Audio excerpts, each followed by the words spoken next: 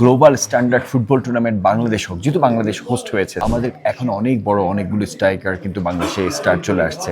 দক্ষিণ এশিয়ার সবচেয়ে বড় ফুটবল প্রতিযোগিতার সাথে যুক্ত হয়েছে এবার টেকনোর নাম। তবে শুধু টাইটেল স্পন্সরশিপ নয়, এর সঙ্গে আছে পরিকল্পনা এবং ভক্তদের সম্পৃক্ততা। এই মুহূর্তে আমার সঙ্গে আছেন টেকনোর সিইও রেজওয়ানুল হক ভাই।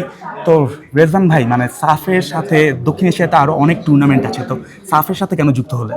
আচ্ছা, টেকনো আসলে গ্লোবালি ফুটবলের সাথে অ্যাসোসিয়েটেড। আপনারা জানেন যে গ্লোবালি টেকনো কিন্তু অনেকগুলো বড় প্ল্যাটফর্মের সাথে অ্যাসোসিয়েশন হয়েছে, যেমন ম্যানচেস্টার সিটি ছিল, কাপ আফ্রিকা কাপ নেশন যেটা হয়েছে দেখেন, ওটার মধ্যে সেটা ছিল এএফসি ক্লাব কম্পিটিশন, সেটার মধ্যে টাইটেল স্পন্সর ছিল। বাংলাদেশে কিন্তু আসলে আমাদের যাত্রাটা শুরু হয়েছে গত বছর। আমরা এএফসি যে কম্পিটিশনটা হয়েছে, সেই এএফসি কম্পিটিশনে কিন্তু আপনারা দেখেছেন 3টা ম্যাচে আমরা বাংলাদেশ টেকনো টাইটেল স্পন্সর ছিল। তো আমরা অপেক্ষা করেছিলাম যে যদি আরও বড় প্ল্যাটফর্ম পাওয়া যায়, তাহলে আমরা ওয়েট করছিলাম আরও একটা বড় প্ল্যাটফর্মের জন্য।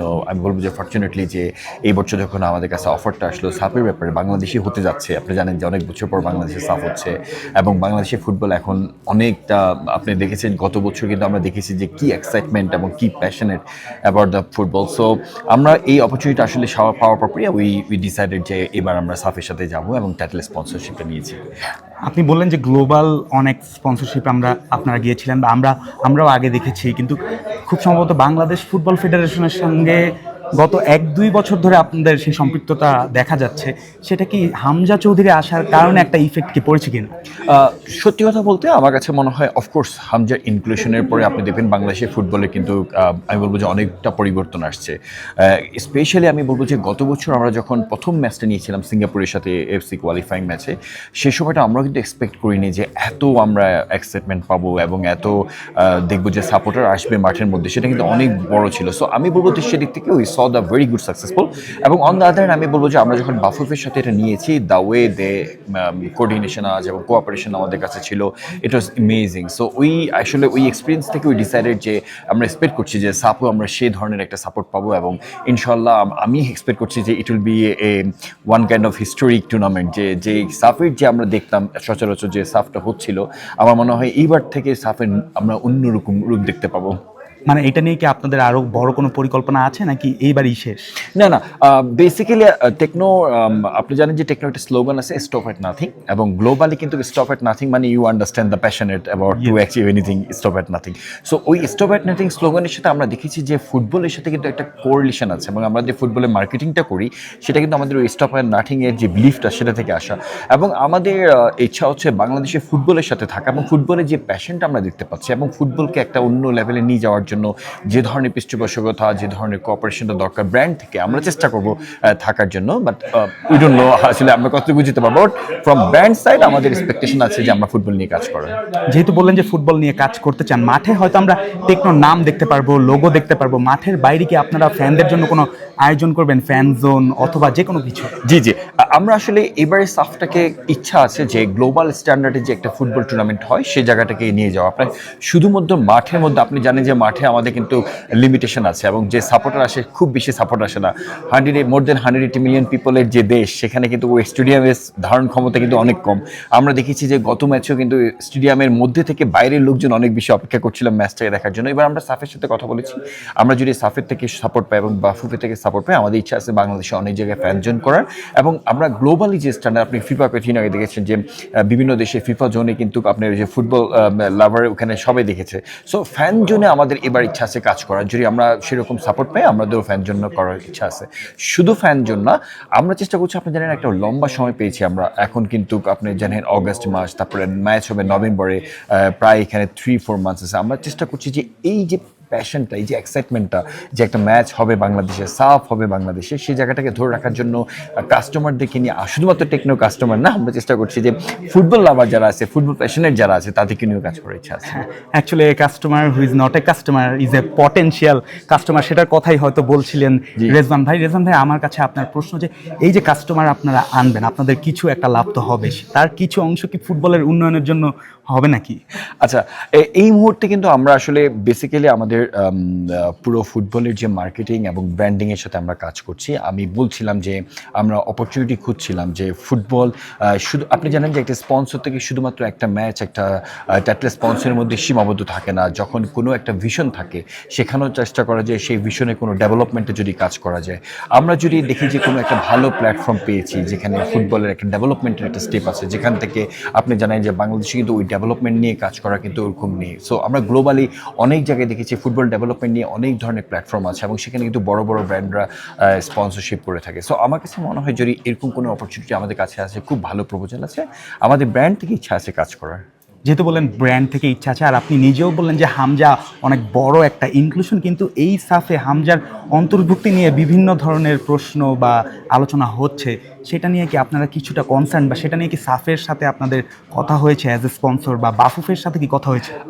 আমার ব্যক্তিগত মতামত হচ্ছে কি, অফকোর্স হামজার ইনক্লুশন আমাদের ফুটবলের ব্র্যান্ডিংয়ের একটা অনেক বড় একটা অংশ, এবং অফকোর্স হামজা ইনক্লুশন সহ, হামজা সহ মানে আমি যদি বলি একটা দল, এবং উইদাউট হামজা ছাড়া একটা দল কিন্তু এখন আমরা যারা ফুটবল সাপোর্ট করি তাদের কাছে একদমই ভিন্ন রকম। তবুও আমি ফুটবল লাভার হিসেবে মনে করি, আমার কাছে মনে হয় যে আমাদের এখন অনেক বড় অনেকগুলো স্ট্রাইকার কিন্তু বাংলাদেশে স্টার চলে আসছে। গত বছর আপনি দেখেছেন যে মোরসালিনের একটা গোল করেছে, আমি এখনও চোখে পাচ্ছে সেই গোলটা। সো আমার কাছে মনে হয় যে এখন বাংলাদেশের মানুষ অফকোর্স হামজা আসার কারণে চেষ্টা আসছে, বাট আমাদের ফুটবল টিমটাকে ভালোবাসে, এবং যারা ফুটবল প্যাশনেট তারা ফুটবলটাকে ভালোবাসে। সো আমাদের অফকোর্স যদি হামজা হয় সেটা আমার জন্য খুব ভালো হবে, বাট আমি এক্সপেক্ট করবো যে বাংলাদেশকে সাপোর্ট করা, বাংলাদেশের টিমকে নিয়ে যাওয়া, এবং আমার ড্রিম হচ্ছে এবার সাব বাংলাদেশ জিতবে ইনশাল্লাহ। আমি জানতে চাচ্ছিলাম ব্র্যান্ড থেকে কি, বা আপনার কোম্পানি থেকে কি কোনো চাপ আছে কিনা যে হামজাকে নিয়ে আসতে হবে? না, এরকম আমাদের কোনো কিছু নেই। আমরা চাচ্ছি একটি সত্যি কথা বলতে, আপনি যদি দেখেন আমরা বাংলাদেশের টিমের থেকে কিন্তু মোর অন অ্যাসোসিয়েশন অন সাফ টুর্নামেন্ট, আমরা more on associated on football tournament. আমরা চাচ্ছি যে একটা global standard football tournament Bangladesh হোক, যেহেতু বাংলাদেশ হোস্ট হয়েছে। সো সেই স্ট্যান্ডার্ডটা যেন পায়। এখন মানুষ দেখতে চায় একটা ভালো খেলা, ভালো টুর্নামেন্ট। শুধুমাত্র বাংলাদেশের খেলা দেখবে আমি বিশ্বাস করি না। আমার কাছে মনে হয় অনেকগুলো টিম আছে, সবার খেলা দেখবে। অফকোর্স একটা এক্সপেকটেশন থাকবে বাংলাদেশ ভালো খেলুক, বাংলাদেশকে সাপোর্ট করার হিসাবে। বাট আমি মনে করি অফকোর্স ব্র্যান্ডের থেকে শুধুমাত্র হামজা না, আমি চাই একটা ভালো টুর্নামেন্ট। একটা ভালো টুর্নামেন্ট চায় রেজওয়ান ভাই, কারণ 23 বছরের আক্ষেপ ঘোচানোর সুযোগ কিন্তু এবার বাংলাদেশের সামনে। ঠিক 2003 সালে, অর্থাৎ 23 বছর আগে শেষবার শিরোপা জিতেছিল বাংলাদেশ ঢাকাতেই। এবারও ঘরের মাঠে আপনারা যেহেতু আয়োজন করছেনই, আপনারা যেহেতু স্পন্সর, মানে কি ধরনের ফুটবল উন্মাদনা আমরা দেখতে পারবো? আমরা কি শুধুমাত্র একটা টুর্নামেন্ট দেখতে পারবো, নাকি 2 সপ্তাহ ধরে চলা একটা ফুটবল উৎসব দেখতে পারবো, বা এ নিয়ে আপনাদের আয়োজন কি কি আছে? আসলে বেসিক্যালি এটা তো সাফ করছে। আপনি জানেন যে আমাদের ব্র্যান্ড থেকে কিন্তু লিমিটেশন আছে, আমরা অত কাজ করতে পারবো না। বাট আমরা এক্সপেকটেশন আছে যে যেহেতু টাইটেল স্পন্সর, সবদের কাছে আমাদের রিকোয়ারমেন্ট আছে যে আমরা চাই হচ্ছে গিয়ে ভালো একটা এক্সপিরিয়েন্স নিয়ে যেন যায়। শুধু একটা খেলা দেখতে আসবে তা না, শুধু অফকোর্স একটা ভালো কম্পিটিশন যেমন আশা করি, একটা ভালোভাবে আপনি গুড একটা অ্যাম্বিয়েন্সের মাধ্যমে গিয়ে খেলা উপভোগ করাও কিন্তু আমার কাছে মনে এক্সপেকটেশন আছে। সো সেখানে টিকেটিং প্রাইস, টিকেট করা, মাঠে ঢুকে তার এক্সপিরিয়েন্সটা হওয়া, বের হওয়া পর্যন্ত, মাঠের বাইরে যারা খেলা দেখবে ফ্যান জোনে তাদের একটা এক্সপিরিয়েন্স, টিভিতে যদি দেখায় সেখানে একটা এক্সপিরিয়েন্স। সো আমার কাছে মানে ওভারঅল 360 ডিগ্রি যদি একটা অ্যাম্বিয়েন্সের ডেভেলপমেন্ট করা যায়, একটা ইম্প্রুভমেন্ট নিয়ে আসা যায়, এবং টুর্নামেন্টটাকে আসলেভাবে করা যায়, আই এম এক্সপেক্টিং যে it will be a very good exciting tournament. It will be a very good exciting tournament. Tecno বাংলাদেশের পুরুষ ফুটবল দলের সঙ্গে অনেক দিন ধরেই সম্পৃক্ত, কিন্তু মানে নারী দল নিয়ে কি আপনাদের কোনো ভাবনা আছে যে কখনো বাংলাদেশ নারী দলের সাফল্য কিন্তু পুরুষ দলের থেকে বেশি, নারী দলের স্পন্সর কি কখনো হতে চান? আমরা আসলে ফুটবলের যে সাথে থাকায় বলেছি, আমি শুধুমাত্র যে আমরা পুরুষ দলের সাথে থাকবো তা না।